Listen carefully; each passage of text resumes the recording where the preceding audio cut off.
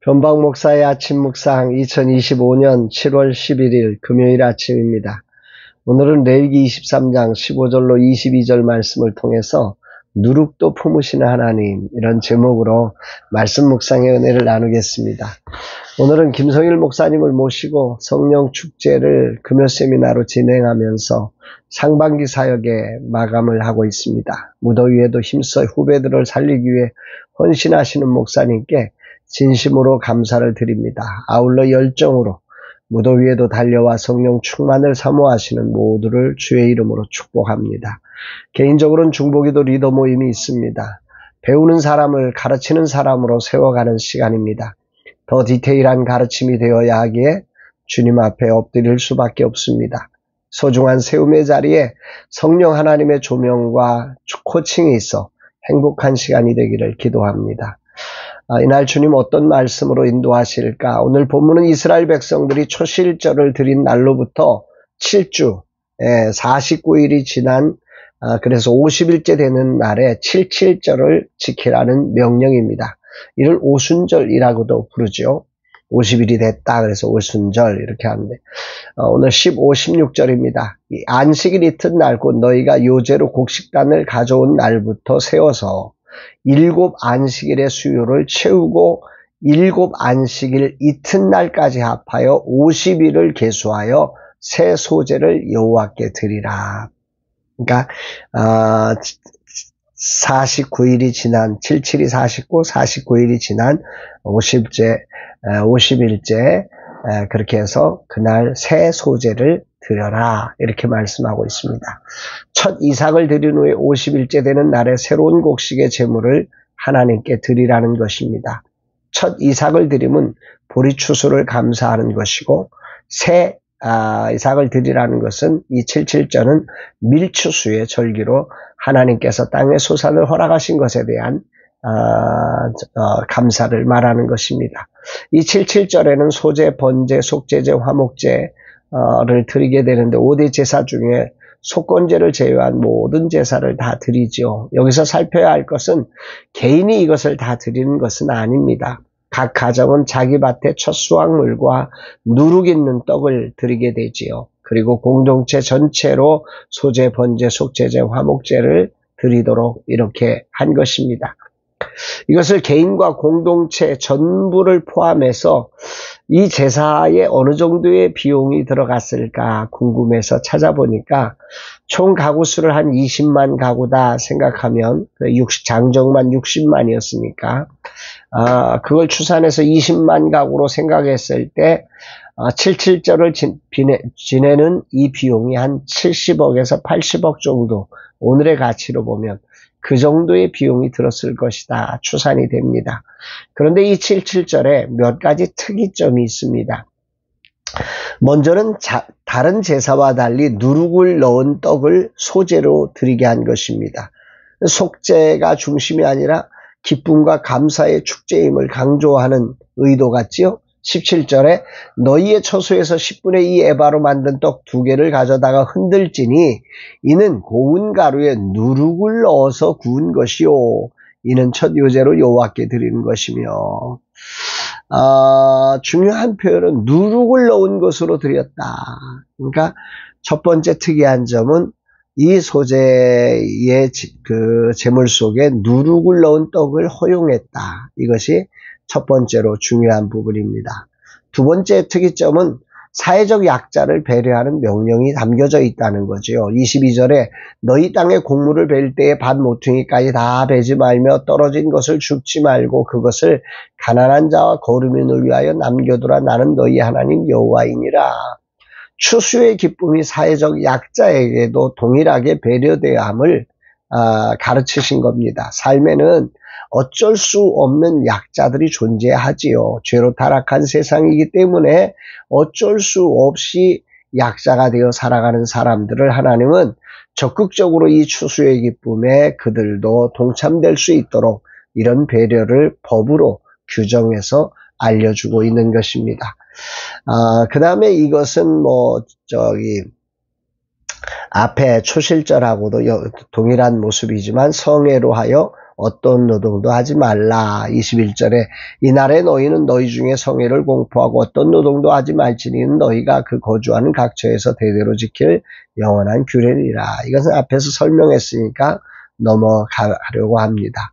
어쨌든 추수의 기쁨이 단순한 기쁨이 아닌 하나님의 기쁨이고 하나님께 영광을 올려드리는 날이 되어지고 이 기쁨에 그 어떤 사람도 예외 없이 모두가 참여할 수 있는 기쁨이 되게 하시려는 이런 의도로 이 77절 오순절의 제사가 진행되어지고 있다.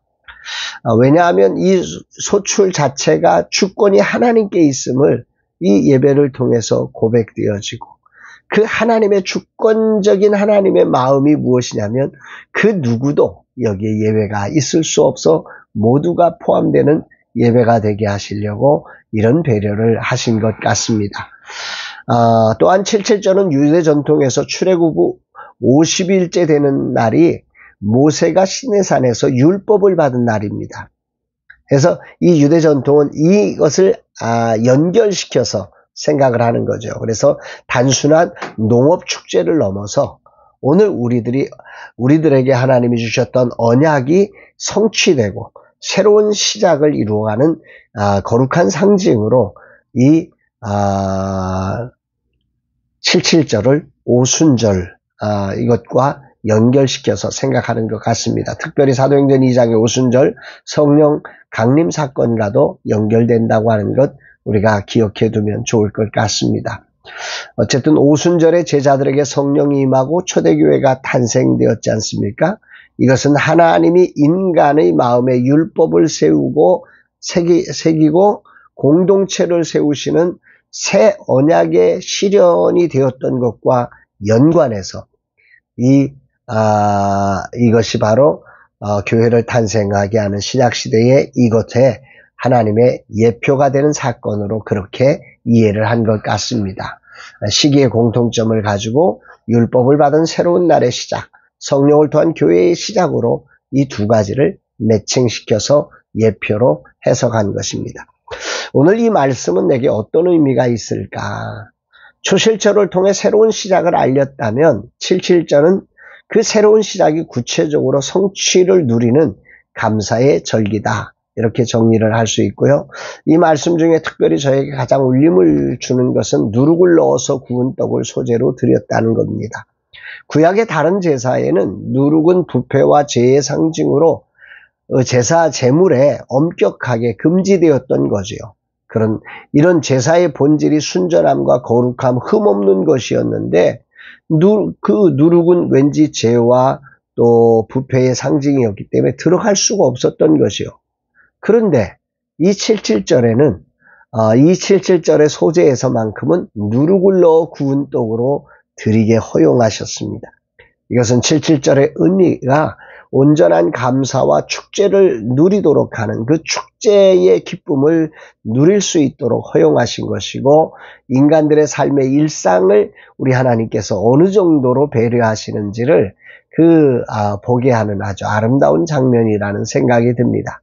또 하나는 누룩이 나쁜 것이라는 이미지를 바꾸어 주시면서 기쁨과 감사와 축제의 상징으로 이 누룩을 사용하고 계십니다.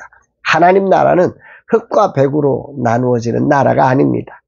흙은 흙대로의 아름다움을 하나님은 영광을 받으시고 또 백은 백대로의 아름다움으로 하나님은 영광을 받으실 수 있는 분이심을 이것을 통해서 알게 되는 거지요. 누룩 없는 떡은 죄가 없는 정결함을 상징하는 아름다운 떡이고 누룩이 있는 떡은 축제와 기쁨과 풍요를 상징하는 아름다운 떡이 될 수 있는 나라. 이게 바로 하나님의 나라다. 이 세상은 이게 잘 안 되는 거죠. 이쪽에 가면 저쪽이 싫어하고 저쪽에 가면 이게 싫어서 그냥 나누어지는 나라라면 하나님 나라는 이렇게 연합되어지는 나라임을 봅니다. 77절은 근본적으로 하나님의 공급에 대한 감사를 드리는 절기였습니다.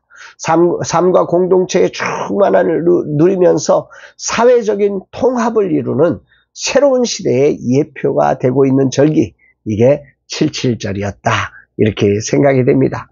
오늘 내게 깊이 묵상되는 점은 77절에서 누룩을 넣은 떡을 소재로 받으신 부분입니다. 진정한 감사, 그리고 새로운 성령의 시작점은 누룩과 같은 것조차도 함께 품어주시는 아버지의 마음에서 비롯된 것입니다. 감사는 그러므로 포용으로 완성됨을 묵상하게 됩니다. 분명 죄에 대한 분명한 경계점을 가지고 우리는 죄와 싸우되 피 흘리기까지 싸워내야 합니다. 그러나 그것이 자칫 죄인에 대한 미움으로 확대되는 것은 늘 경계하고 방지해야 합니다. 최대의 감사절에 누룩을 포함시켜 축제를 누리게 하신 하나님의 뜻은 어쩌면 진정한 감사가 죄인에 대한 품어줌의 사인은 아닐까 하는 생각을 하게 됩니다.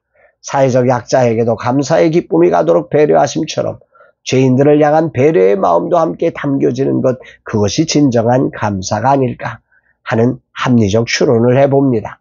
성령이 오시면 바로 이런 죄인도 변화되게 하시는 하나님의 역사를 이루신 것입니다. 삶을 살면서 팔은 늘 안으로 굽습니다. 그러나 이 감사절기를 통해 죄인까지도 품기 원하시는 하나님의 마음으로 우리를 바꿔주시는 하나님을 찬송하게 되고, 나도 그렇게 죄인들을 향한 시선의 변화가 성령 안에서 누룩이 축제가 되는 그런 변화를 만들어내는 사람이 되고 싶습니다. 주님, 이 종이 누룩을 경계하되 누룩을 통한 새로운 변화와 부흥을 만드시는 성령의 역사를 이루는 종이 되게 하옵소서 고백합니다. 사랑하는 여러분, 이 무더위에 건강을 잘 지켜주시되 이 감사의 절기에 특별히 우리의 감사가 정말 누룩과 같은 것은 누룩이라고 물리치는 그런 배제된 감사가 아니라 그들조차도 품어내는 진정한 아버지의 마음이 담긴 감사의 절기를 살아내는 우리 모두가 되기를